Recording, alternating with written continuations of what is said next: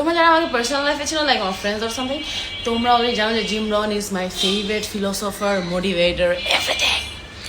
আমার জিম রনকে খুব বেশি ভালো লাগার রিজন হলো যে উনি যেরকম লাইফের প্রবলেমগুলোকে দেখায় দেয় এবং ওগুলোর সলিউশনগুলোও সাথে সাথে দিয়ে দেয় মোস্ট অফ হিস স্পিচে, নো অল অফ হিস স্পিচে। তো এরকম একটা ভিডিওতে আমি দেখছিলাম যিনি কথা বলছিল অ্যাবাউট হাই অ্যাচিভার এবং লো অ্যাচিভারদের, বেসিকলি সাকসেসফুল পিপল এবং লুজার্সদেরকে নিয়ে, তো ওনাদের বিহেভিয়ার ট্রেট।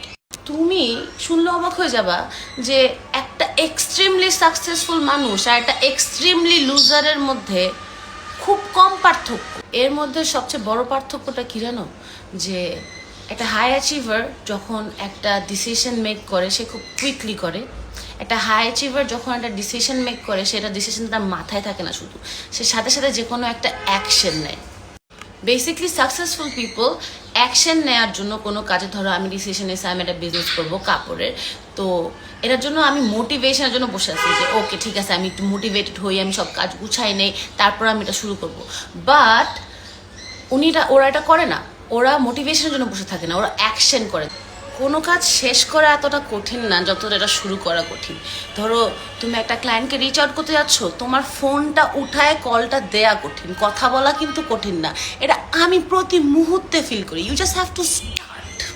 সো বেসিকলি অ্যাকশনের মাধ্যমে মোটিভেশন আসে, মোটিভেশনের মাধ্যমে তুমি অ্যাকশন করা স্টার্ট করো না।